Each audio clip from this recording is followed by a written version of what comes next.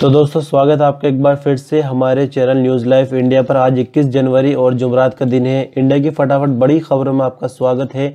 और आज आपकी चॉइस के मुताबिक यानी जो टाइम आप मुझसे डिमांड कर रहे थे कमेंट्स में, उसी के अकॉर्डिंग वीडियो आ रही है और उम्मीद है कि इंशाल्लाह इस तरह से वीडियो आती रहेगी। यानी आप ये कह रहे थे कमेंट में कि सऊदी और इंडिया की खबरें एक ही साथ कर दिया करें ताकि हम एक ही टाइम में दोनों तरह की न्यूज़ जान लें। तो पहले मैंने इंडिया की न्यूज़ पोस्ट की है, उसके बाद सऊदी अरब की न्यूज़ पोस्ट की है। साथ ही इसका लिंक भी मैं आज शेयर कर दूंगा सऊदी अरब की न्यूज़ में, जिस तरह से कोरोना का लिंक शेयर करता हूं। तो उम्मीद है कि आप इसी तरह अपना प्यार और सपोर्ट बनाए रखेंगे। तो चलिए खबरों का सिलसिला शुरू करते हैं। दुनिया की सबसे बड़ी ताकतों में शुमार संयुक्त राज्य अमेरिका में बुधवार को आधिकारिक रूप से सत्ता रिपब्लिकन के हाथ से निकलकर डेमोक्रेट्स के पास चली गई है। चयनित राष्ट्रपति जो बाइडेन ने अमेरिका के 46वें राष्ट्रपति के तौर पर और कमला हैरिस ने उपराष्ट्रपति के पद की शपथ ग्रहण की। बीते दिनों निवर्तमान राष्ट्रपति डोनाल्ड ट्रंप के समर्थकों द्वारा अमेरिकी संसद कैपिटल हिल में किए गए प्रदर्शन के बाद स्थिति को लेकर खास सतर्कता बरती जा रही है। इसे लेकर सुरक्षा व्यवस्था के पुख्ता इंतजाम किए गए हैं। इससे पहले डोनाल्ड ट्रंप ने यहां राष्ट्रपति के तौर पर अंतिम बार संबोधित किया और इसके बाद तुरंत फ्लोरिडा के लिए रवाना हो गए। इस दौरान उन्होंने नए प्रशासन को शुभकामनाएं तो दी, लेकिन बाइडेन का नाम नहीं लिया।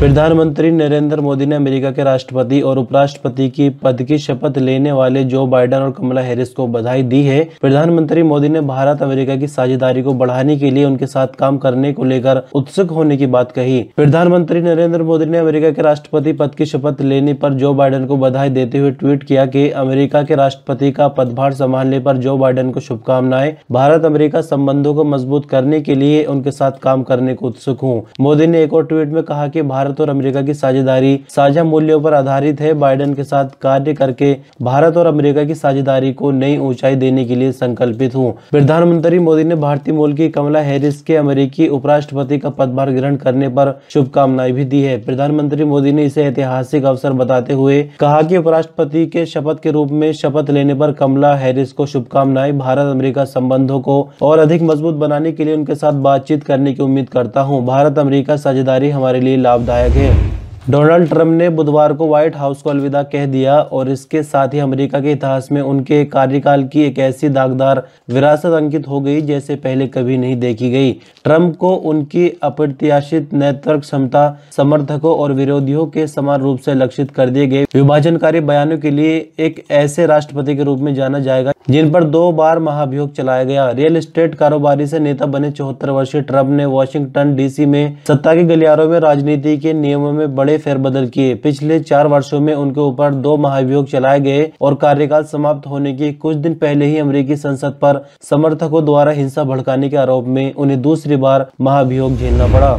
असम के 4 जिले के Silchar medical college and hospital में 0 डिग्री सेल्सियस से नीचे के तापमान पर वैक्सीन स्टोर करने के चलते कोविशील्ड की 100 शीशियां जम गई है, जिसके चलते 1000 डोज नष्ट हो गई है। कोविशील्ड को 2 से 8 डिग्री सेल्सियस के तापमान पर स्टोर किया जाना है। स्वास्थ्य अधिकारी ने बताया कि वैक्सीन की यह शीशियां आइस लाइट रेफ्रिजरेटर में रखने के कारण जम गई है। ILR में तकनीकी गड़बड़ी के कारण ये शीशियां जम गई थी। असम के स्वास्थ्य मंत्री हिमंत विश्व शर्मा ने कहा कि शायद प्रशिक्षण की कमी के कारण संबंधित अधिकारी टीकों को ठीक से स्टोर नहीं कर सके। उन्होंने स्वास्थ्य अधिकारियों से मामले की पूरी रिपोर्ट मांगते हुए जांच के आदेश दिए हैं। पिछले करीब 10 माह से बंद पड़े हरियाणा के प्राइमरी स्कूलों में फिर से रौनक लौटेगी। सरकार ने 1 फरवरी से प्रदेश में 6ठी से लेकर 8वीं तक के स्कूल खोलने का फैसला किया है। इसके बाद 15 फरवरी से 1ली से 5वीं तक की कक्षाएं भी शुरू कर दी जाएंगी। बुधवार को शिक्षा मंत्री कंवर पाल गुर्जर ने पत्रकारों से बातचीत करते हुए उस फैसले की पुष्टि की। हरियाणा में पिछले साल 22 मार्च से कोरोना के कारण स्कूल बंद है। प्रदेश के सरकारी स्कूलों में 6ठी से 8वीं कक्षा तक करीब 5.5 लाख बच्चे पंजीकृत हैं, जो कोरोना काल की वजह से घर पर रहकर ऑनलाइन शिक्षा ग्रहण कर रहे हैं। सरकार ने दिसंबर माह में 9वीं से 12वीं कक्षा के लिए स्कूल खोल दिए थे और अब समय के साथ साथ इन कक्षाओं में बच्चों की हाजिरी भी बढ़ने लगी है। शिक्षा निदेशालय ने प्रदेश के सभी जिला शिक्षा अधिकारियों के पास से इस संबंध में रिपोर्ट मंगवाई थी। इस रिपोर्ट के आधार पर शिक्षा निदेशालय ने 1 फरवरी से 6ठी से 8वीं तक की कक्षाएं शुरू करने का प्रस्ताव सरकार को भेजा था। मिडिल स्कूल खोलने के अलावा सरकार ने 15 फरवरी से प्राइमरी कक्षाएं शुरू करने की भी तैयारी कर ली है। 20 जनवरी बुधवार को कर्नाटक उच्च न्यायालय ने कहा कि गौ हत्या पर प्रतिबंध संवैधानिक रूप से वैध है। इसके बाद मुख्यमंत्री बीएस येदियुरप्पा के कार्यालय ने एक बयान में कहा कि अदालत का यह फैसला राज्य की भाजपा सरकार के लिए काफी प्रोत्साहित करने वाला है। उच्च न्यायालय के इस फैसले से गौ हत्या रोधी अध्यादेश को प्रभावी ढंग से लागू करने के लिए सरकार की बाधाएं दूर हो गई है। गौरतलब है कि राज्य सरकार ने 5 जनवरी को कर्नाटक मवेशी वध रोकथाम एवं संरक्षण अध्यादेश जारी किया था। बयान के अनुसार महाधिवक्ता का पक्ष सुनने के बाद अदालत ने कहा कि गौहत्या पर प्रतिबंध से संबंधित मामलों को लेकर उच्चतम न्यायालय ने इसे संवैधानिक रूप से वैध बताया, जो फैसला उसने मिर्जापुर के मामले में दिया था। बयान में कहा गया कि उच्च न्यायालय के फैसले ने आज गौहत्या अध्यादेश को प्रभावी ढंग से लागू करने के लिए आ रही बाधाओं को दूर कर दिया है।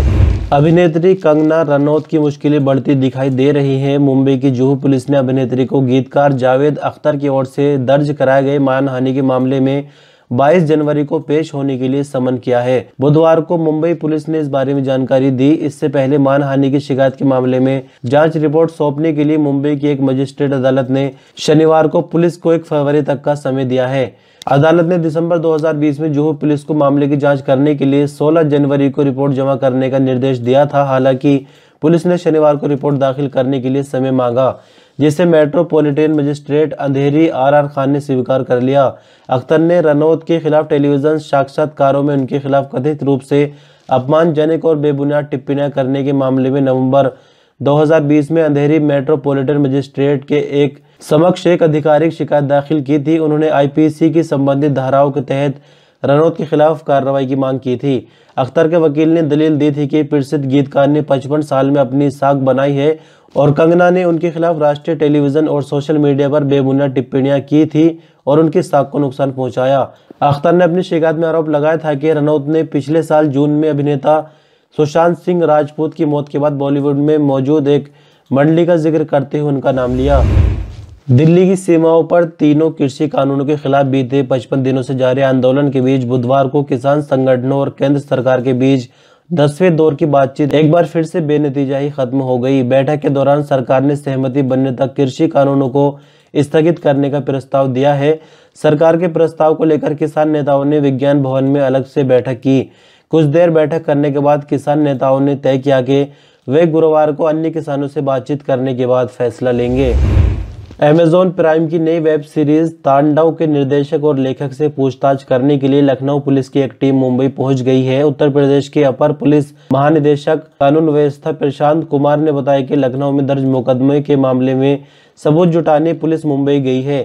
टीम मुंबई में आरोपी से पूछताछ कर सकती है। एडीजी ने आगे कहा कि अभी तक मुंबई पुलिस से सहयोग मिल रहा है।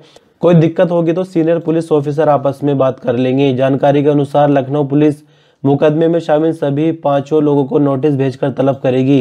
पुलिस वेब सीरीज के डायरेक्टर, प्रोड्यूसर, राइटर और अमेज़न के अधिकारियों को तलब करेगी।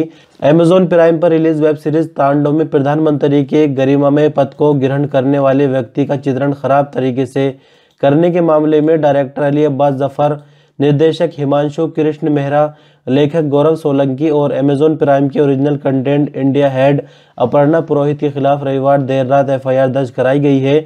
यह एफआईआर लखनऊ के हजरतगंज कोतवाली के सब इंस्पेक्टर अमरनाथ यादव की तहरीर पर लिखी गई है। बता दें कि अमेज़न प्राइम की वेब सीरीज काफी विवादों में है। इसके खिलाफ एफआईआर के बाद सूचना एवं प्रसारण मंत्रालय ने तांडव वेब सीरीज के कंटेंट पर अमेज़न से लिखित में जवाब मांगा है। साथ ही अमेज़न के अधिकारियों को पेश होने के आदेश दिए हैं। वहीं डायरेक्टर की तरफ से माफी भी मांगी गई है। कृषि मंत्री नरेंद्र सिंह तोमर, उपभोक्ता मामले, खाद्य और सार्वजनिक वितरण मंत्री पीयूष गोयल और वाणिज्य एवं उद्योग राज्य मंत्री सोम प्रकाश ने विज्ञान भवन नई दिल्ली में आयोजित 10वीं बैठक में किसान संगठनों के प्रतिनिधियों से अगले दौर की वार्ता की। मंत्री ने 10वें गुरु गोविंद सिंह जी के 354वें प्रकाश पर्व पर सभी को बधाई दी। उन्होंने किसान संगठनों को आंदोलन के दौरान अनुशासन बनाए रखने के लिए धन्यवाद दिया और आंदोलन समाप्त करने के लिए पुनः आग्रह किया। सरकार द्वारा कहा गया कि अब तक कृषि सुधार से संबंधित तीनों कानूनों तथा एमएसपी के सारे आयामों पर बिंदुवार सकारात्मक चर्चा नहीं हुई है। सरकार ने यह भी कहा कि हमें किसान आंदोलन को संवेदनशीलता से देखना चाहिए तथा किसानों और देश हित में समग्रता की दृष्टि से उसे समाप्त करने के लिए ठोस प्रयास करना चाहिए। मंत्री ने कहा कि यदि संगठनों को इन कानूनों पर ऐतराज है या आप कुछ सुझाव देना चाहते हैं तो हम उन बिंदुओं पर आपसे चर्चा करने के लिए सदैव तैयार है। कृषि मंत्री ने पुनः आग्रह करते हुए कहा कि कानूनों को रिपील करने के अलावा इन प्रावधानों पर बिंदुवार चर्चा करके समाधान किया जा सकता है। पिछली बैठकों में अन्य विकल्पों पर चर्चा न होने की वजह से कोई सार्थक परिणाम नहीं निकल पाया था। हम आज की चर्चा को सार्थक बनाने का आग्रह करते हैं। प्रारंभ से ही सरकार विकल्पों के माध्यम से किसान प्रतिनिधियों के साथ चर्चा करने के लिए खुले मन से प्रयास कर रही है। अमेरिका के पूर्व राष्ट्रपति डोनाल्ड ट्रंप ने जो बाइडेन के लिए व्हाइट हाउस में एक संदेश छोड़ा है, जिन्होंने कल देश के 46वें राष्ट्रपति के रूप में शपथ ली है। अमेरिकी परंपरा के तहत निवर्तमान राष्ट्रपति व्हाइट हाउस के ओवल ऑफिस में रखे रेजुलेट डेस्क में अगले राष्ट्रपति के लिए एक संदेश लिखकर रखता है। CNN की खबर के अनुसार परंपरा का पालन करते हुए रियल एस्टेट कारोबारी से नेता बने 74 साल के ट्रंप ने व्हाइट हाउस में बाइडेन के लिए एक पत्र लिखा है। सामान्य तौर पर निवर्तमान राष्ट्रपति के संदेश में बधाई और शुभकामनाएं होती है। हालांकि ट्रंप ने सामान्य और शांतिपूर्ण तरीके से सत्ता हस्तांतरण की अन्य सभी परंपराओं को दरकिनार कर दिया है। वहीं अमेरिकी संसद भवन US कैपिटल में बाइडेन के शपथ ग्रहण समारोह में भी शामिल नहीं हुए। भारतीय मूल की कमला हैरिस ने बुधवार को अमेरिका के उपराष्ट्रपति पद के रूप में शपथ ली। इसके बाद अमेरिका ही नहीं बल्कि भारत के लोग भी जश्न मनाने लगे। उनके पैतृक गांव तमिलनाडु के थुलेसेंद्रपुरम में स्थानीय लोगों ने आतिशबाजी की और तालियां बजाकर खुशी का इजहार किया। गांव के लोग इकट्ठा होकर टीवी पर कमला हैरिस का शपथ ग्रहण समारोह देख रहे थे। लोग अपने हाथ में उनके पोस्टर और नाम की प्लेट लिए खड़े थे। बूढ़े, बच्चे और जवान सभी जश्न में शामिल थे।